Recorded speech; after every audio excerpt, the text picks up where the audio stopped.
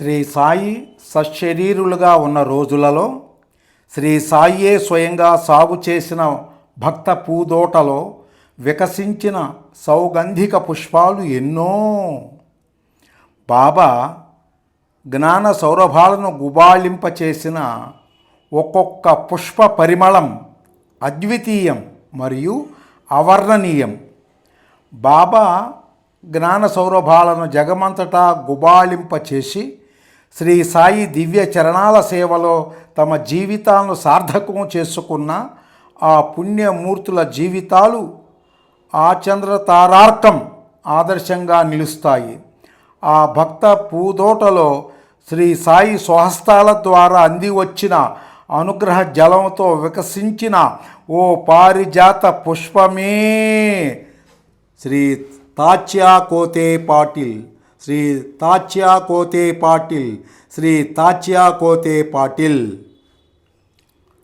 శ్రీ సాయిబాబాను ప్రత్యక్షంగా సేవించిన భక్తులలో ఎక్కువ మంది ఆయనలోని దివ్యత్వాన్ని మహిమను దర్శించి ఆశ్రయించారు. జయామణి జైసా భావ అని శ్రీ మాధవ్ అట్కర్ తన ఆరతి గీతంలో ఆలపించినట్లు వారి వారి భావానికి అనుగుణంగా బాబా వారికి ప్రకటమయ్యారు.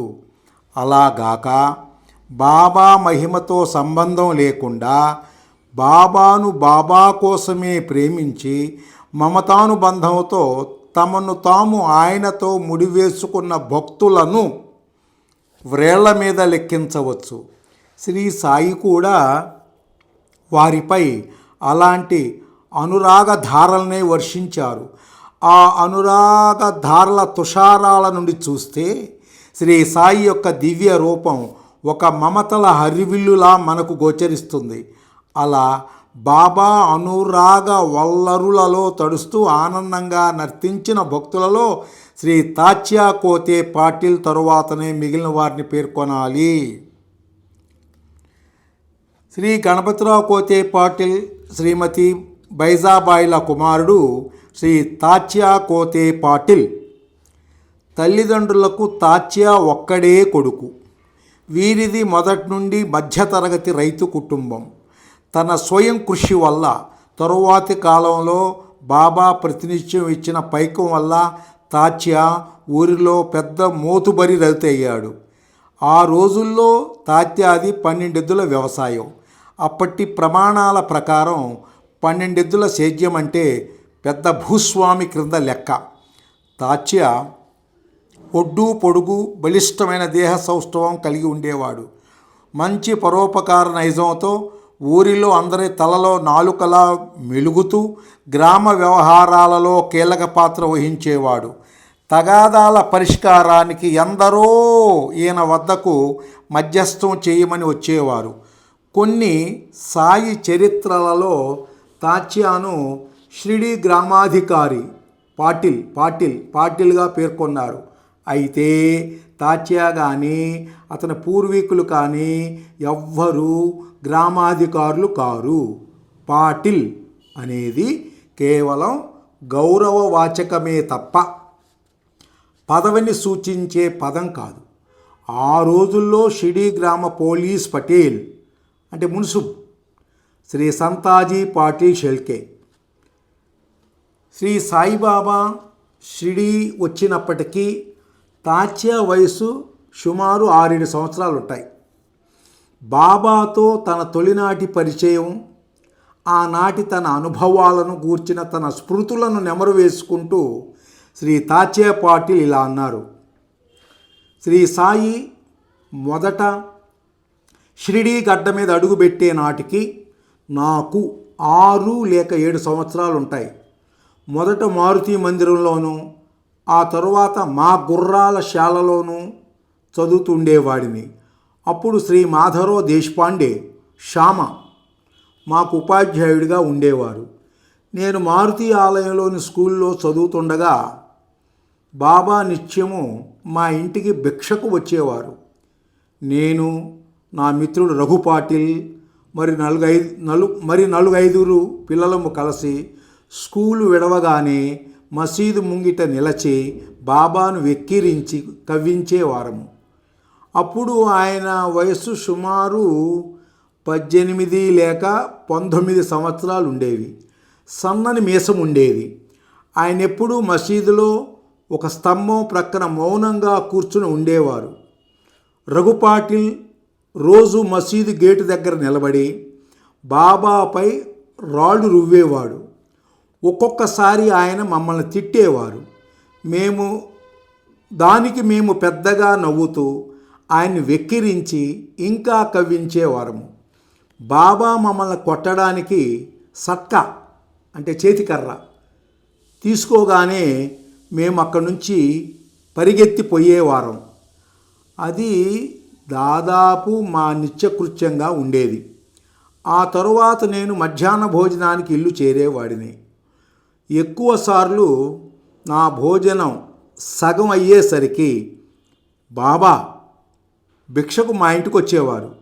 ఆబాదే ఆబాద్ బైజామామీ రోటీలావ్ అని కంచు వలె కంగుమనే కంఠంతో కేక వేసేవారు. అప్పుడు మా అమ్మ ఆయనను ఆదరంగా ఇంటిలోకి ఆహ్వానించేది. బాబా మాత్రం ఎప్పుడు ఇంటిలోకి వచ్చేవారు కాదు. ఎప్పుడైనా గుమ్మం బయట ఉన్న పంచలో కూర్చునేవారు. మా అమ్మ ఇంటి పనంతా వదలి ఆయన చెంతనే కూర్చునేది. నేను బాల్యం చేత ఆయన భుజాలపైకి ఎక్కడమో, ఆయన ఒడిలో దొరలడమో, కూర్చోవడమో చేసేవాడిని. నా కోతి చేష్టలను బాబా చిరునవ్వుతో గమనిస్తూ కూర్చునేవారు. మా అమ్మ మాత్రం నా అనుచిత ప్రవర్తనకు సంకటపడేది. ఆమె ముఖంలో ఏమాత్రం కోపం కనిపించినా, ఎందుకమ్మా కోపడతావు, వాడి ఇష్టం వచ్చినట్లు వాడిని చేయని అని ఆమెను వారించేవారు బాబా. బాబా షిరిడీ వచ్చాక 2-3 సంవత్సరాలు మసీదులో నివసించి ఆ తరువాత తమ మకామును లెండి సెరా అనే వాగుల మధ్యనున్న చెట్ల తోపులలోకి మార్చారు. అక్కడ ఆయన సుమారు 2 సంవత్సరాలు 6 మాసాలు ఉన్నారు.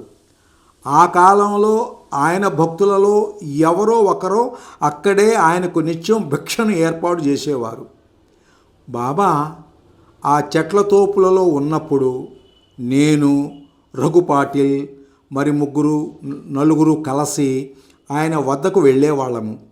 అప్పటికి మేము మా కోతి బుద్ధులు పిల్ల చేష్టలు మానుకున్నాము. నానాసాహెబ్ డేంగేలే వంటి భక్తులు కూడా చాలా తరచుగా ఆయన దర్శనానికి అక్కడికి వస్తుండేవారు. మొదట 1896 సంవత్సరంలో గంగగిరి బువ్వ అనే సత్పురుషుడు షిరిడీలో నామసప్తాహం చేసినప్పుడు ఎవరో కొద్దిమంది తప్ప షిరిడీ గ్రామస్తులు ఎవరూ ఆ నామసప్తాహంలో పాల్గొనలేదు. గ్రామస్తుల ప్రవర్తన పట్ల గంగిరి మహారాజు తీవ్ర అసంతృప్తిని వ్యక్తం చేస్తూ మసీదుకు వెళ్ళి అక్కడున్న వారికి బాబాను చూపుతూ, ఆయన రత్నం, అది ఇప్పుడు ఈ పెంటకుప్ప మీద ఉన్నది, నేను చెప్పే మాటలు గుర్తుంచుకోండి, ఈయన షిరిడీ రూపురేఖలనే మార్చేస్తాడు అని చెప్పి వెంటనే షిరిడీ వదిలి కోపంగా వెళ్ళిపోయారు. నేను గంగగిరి మహారాజు వెనుకనే వెళ్ళి ఆయనను రూయి గ్రామంలో దర్శించి మా గ్రామస్తులను క్షమించి మళ్ళీ షిరిడీలో నామసప్తాహం చేయవలసిందని ఎంతగానో ప్రాధేయపడ్డాను. మొదట ఒక పట్టాణ వారు అంగీకరించలేదు. ఆ తర్వాత నేను ఆయనతో కలిసి ఎన్నో ప్రదేశాలకు వెళ్ళి నామసప్తాహాలలో పాల్గొన్నాను. ఒకసారి అలాగే గంగగిరి మహారాజ్ గారి నామసప్తాహాల్లో పాల్గొని దసరా పండుగకు షిరిడీ తిరిగి వచ్చాను. రాగానే బాబా దర్శనానికి మసీదుకు వెళ్ళాను. నాకు అప్పటికి 17-18 సంవత్సరాలు ఉంటాయి.